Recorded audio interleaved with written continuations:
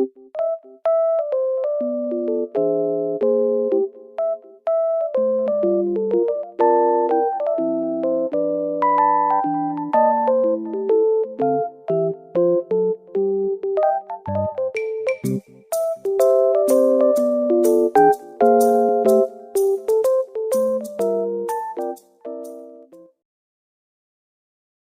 morning, class.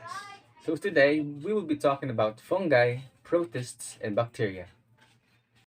But before proceeding to our lesson, we will have a review about what we have discussed last time, and that is what are the similarities and differences of animal and plant cells. So to start with, what are the differences of the animal cells and the plant cells? So, unlike animal cells, plant cells have cell walls and organelles called chloroplasts. Plant cells also have a larger vacuole or so-called central vacuoles, while animal cells either have small vacuoles or none. These differences result in functional differences, such as plants' ability to get energy from the sun instead of from organic matter. And to talk about the similarities, there are many similarities between plant and animal cells, as well as the three key differences. Both kinds of cells are eukaryotic, which means that they are larger than bacteria and microbes, and their processes of cell division make use of mitosis and meiosis. Now that we are done reviewing our last topic for the last session, now we will proceed to our current lesson, which is fungi, protists, and bacteria. We will first know what is a microorganism is.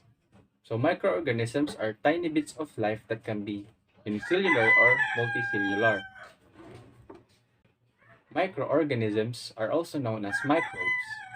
These microbes also play a vital role in our bodies. I know that some of you might think that microbes are dangerous to our health, but the truth is, there are essential microbes inside our bodies that help it function well. For example, is a Lactobacillus acidophilus that aids in making lactic acid in our intestines. Now, let us define what our unicellular and multicellular organisms are. So first, what are unicellular organisms? Unicellular organisms are organisms that comprises of only one cell in their bodies, while multicellular organisms are comprising about two or more, up to about millions or trillions of cells inside our body. Humans and fungi are examples of this.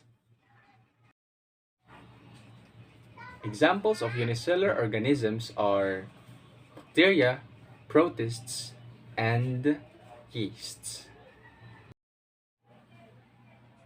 Moving on, we will now talk about bacteria. Bacteria are the earliest known creature to have flourished here on Earth. Bacteria are also unicellular, or they are having only one cell in their bodies, and they are also are prokaryotes, meaning they are lacking some of the cell organelles and a true nucleus.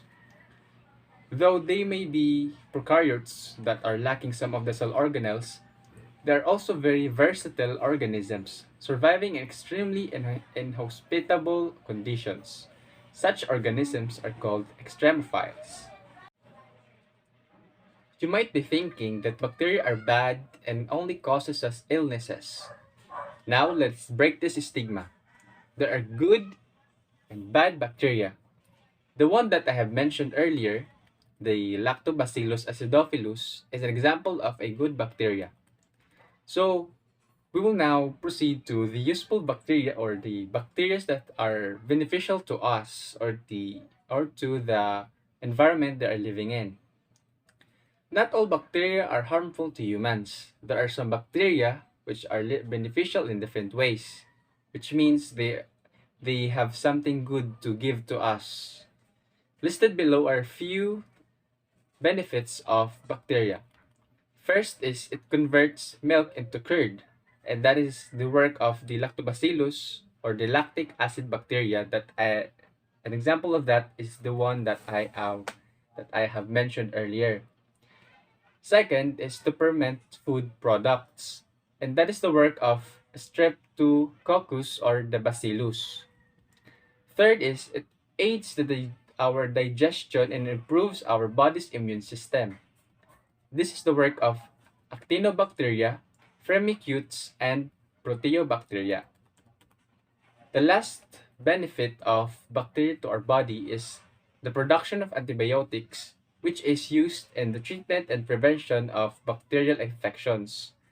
So, an example, this is the work of a soil bacteria. Now, let's look at the other side of the coin. Harmful bacteria.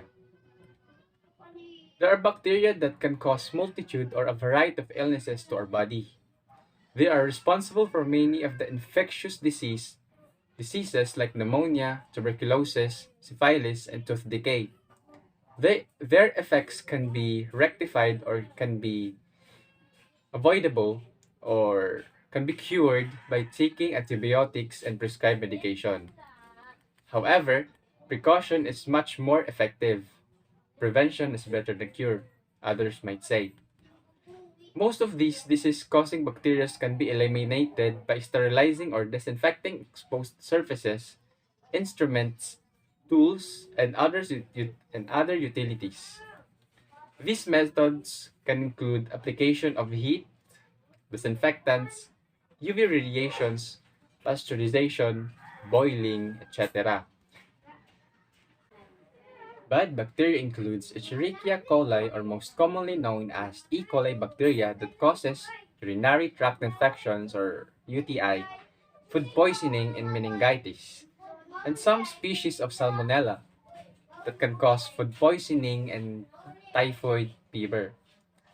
I bet that all of you have heard of these terms, right? Now, let us move on to another type of unicellular organism called protists. Protists are single-celled organisms of the kingdom Protista, such as protozoan and simple alga. Protists are basically eukaryotic organisms, which means they have nucleus that are not animals, plants, or fungi. Protists usually form colonies consisting of one cell or a couple of distinct kinds of cells. Cells of protists have a nucleus which contain their genetic material. Organelles inside the cells carry out defined functions within the cell. For example, chlorophyll. It is where from some protists receive energy from the sun to produce nutrients through the process of photosynthesis. Most protists also have mitochondria, another cell organelle, which generates energy for the cells to use. The, except, the exception of those that live in environments lacking oxygen. Finally, most protists reproduce asexually, which can include binary fission where the parent cell splits into two identical cells, or multiple fission where the parent cells produces multiple identical cells. Some protists may have another sexual cycle, but have only been found in a few groups. Examples of protists are: first, Amoeba proteus. Amoeba proteus is closely related to the giant amoebae, which can be commonly found at science supply stores. These protozoans uses tentacles called pseudopodia to move. They are very well known for these tentacular protuberances. It occupies freshwater environments and feeds on other protozoans, algae, and other smaller amoebae.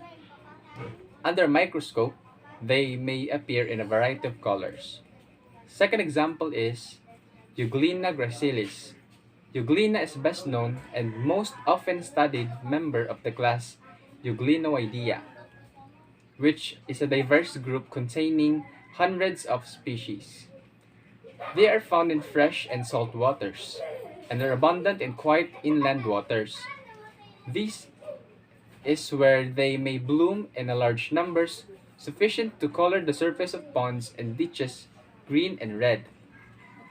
Another example of protists is a Paramecium aurelia. They are unicellular organisms belonging to the genus Paramecium. They are covered with cilia which help them with feeding and movement. They can reproduce sexually and asexually, or by the process of endomixis. The, par- the paramecium demonstrate a strong sex reaction where groups of cluster together and emerge in conjugate pairs. The pairing may last up to 12 hours, at which time the micronucleus of each organism is exchanged. Like bacteria, protists have also good and bad types. Here are some of the examples of good protists. First example is protozoa. Almost all of the harmful disease-causing protists that exist belong to the category of protozoa. Despite that fact, many protozoa are actually very beneficial to the process of nutrient enrichment and nitrogen fixation in the soil.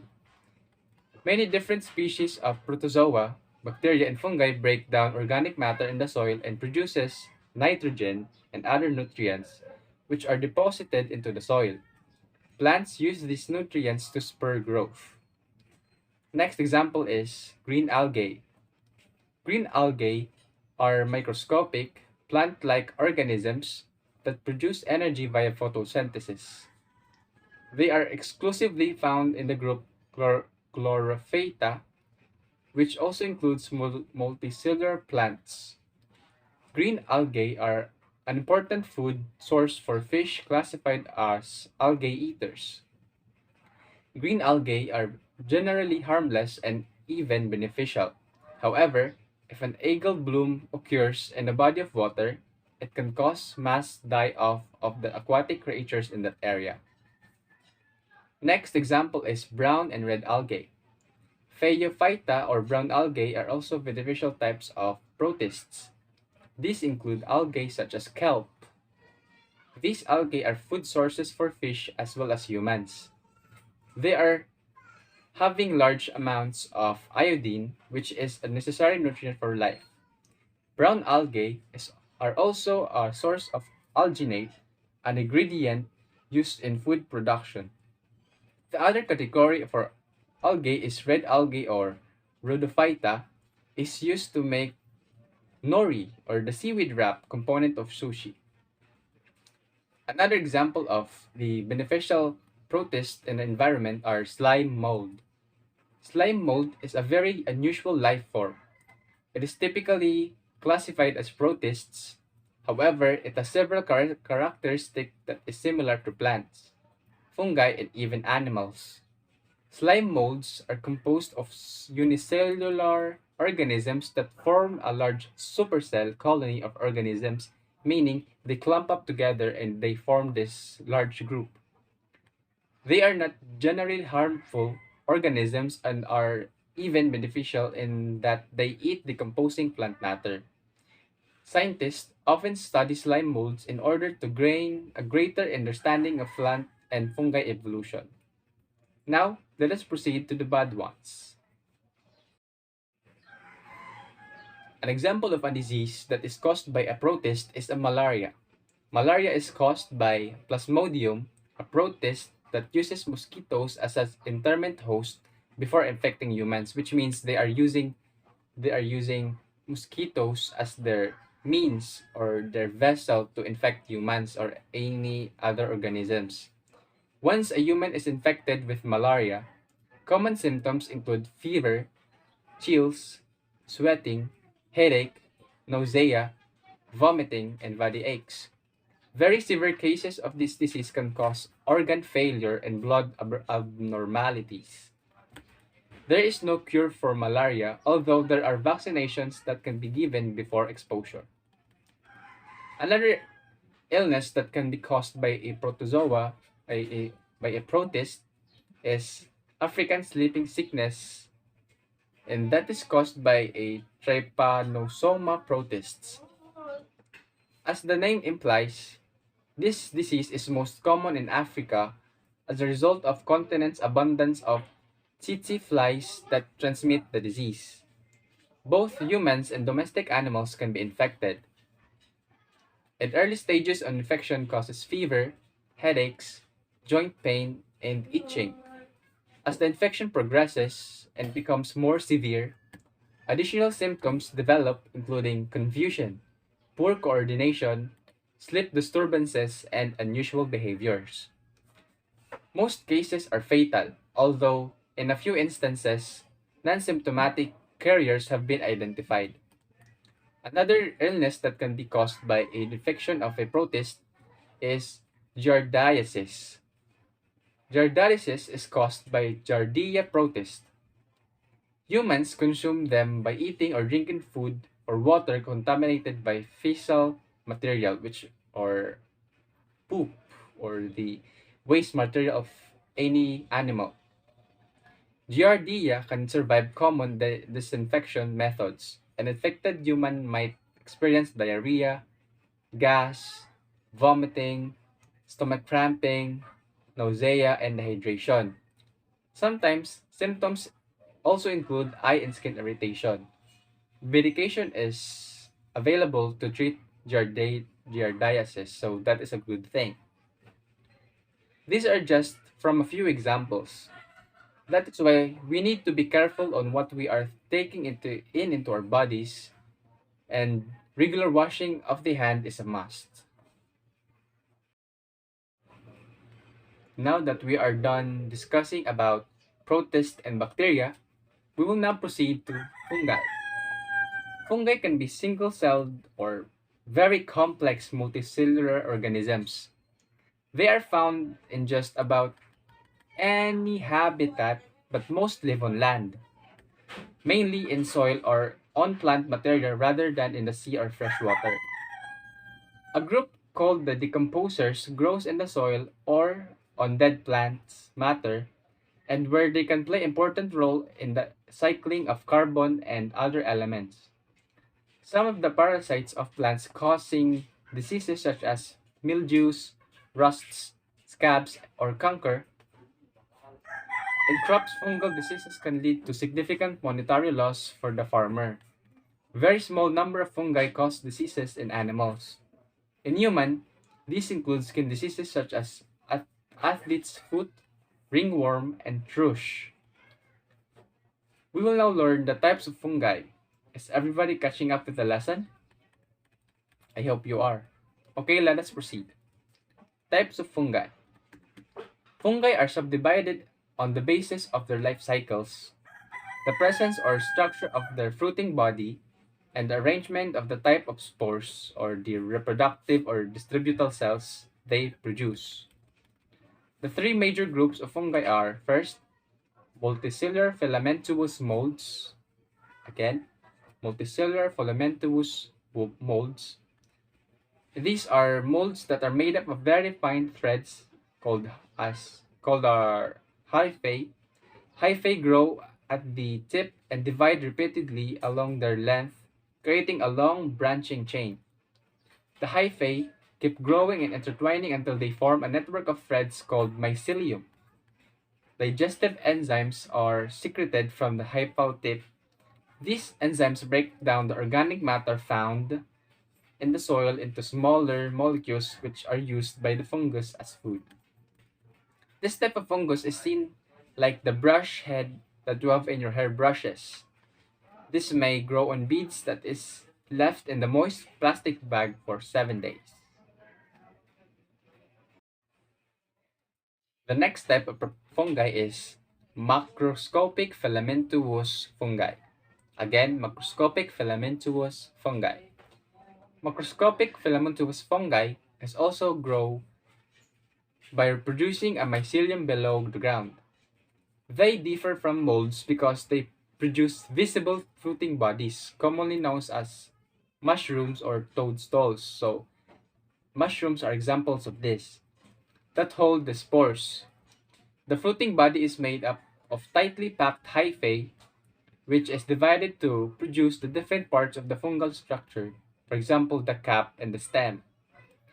Gills underneath the cap are covered with spores, and a 10 centimeter diameter cap can produce up to 10 million spores per hour. Another example of a fungi is yeasts.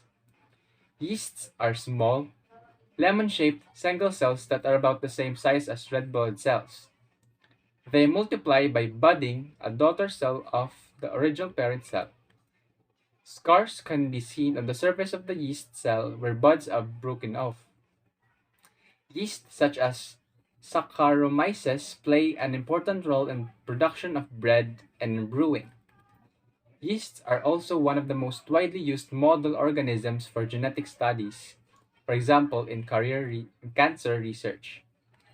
From this moment on, we will now learn the benefits and drawbacks of fungi. The good side of fungi.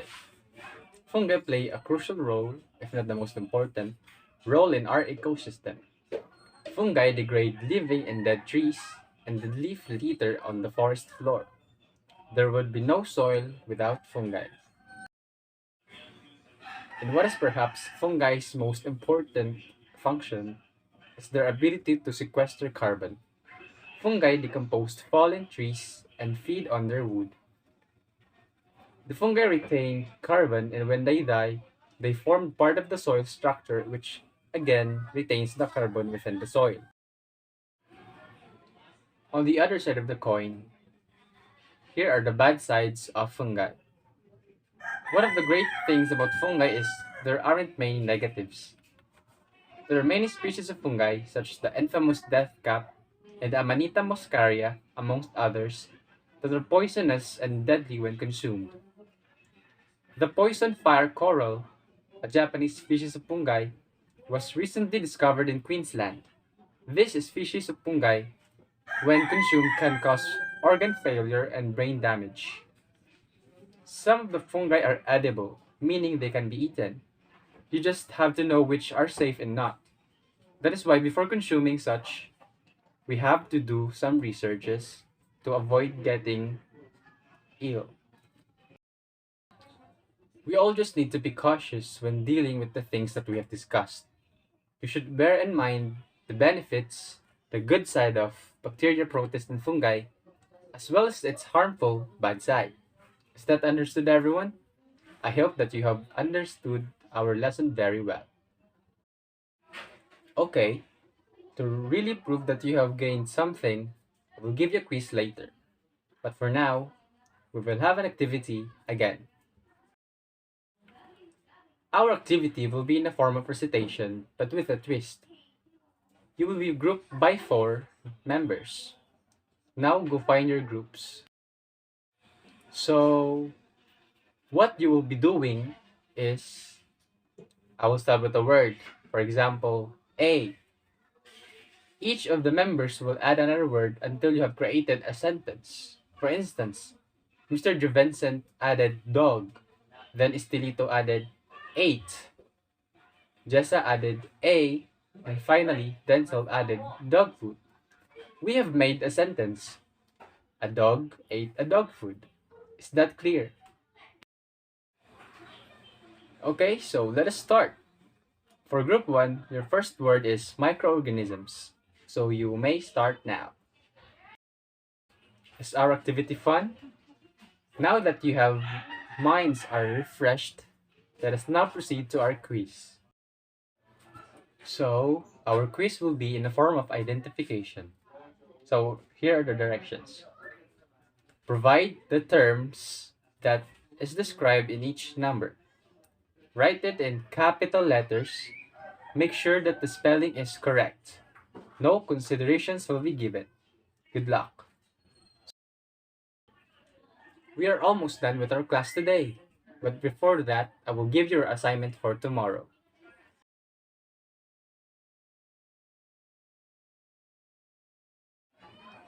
Is everything clear about our topic for today? If it is, then that is all for this morning. See you tomorrow.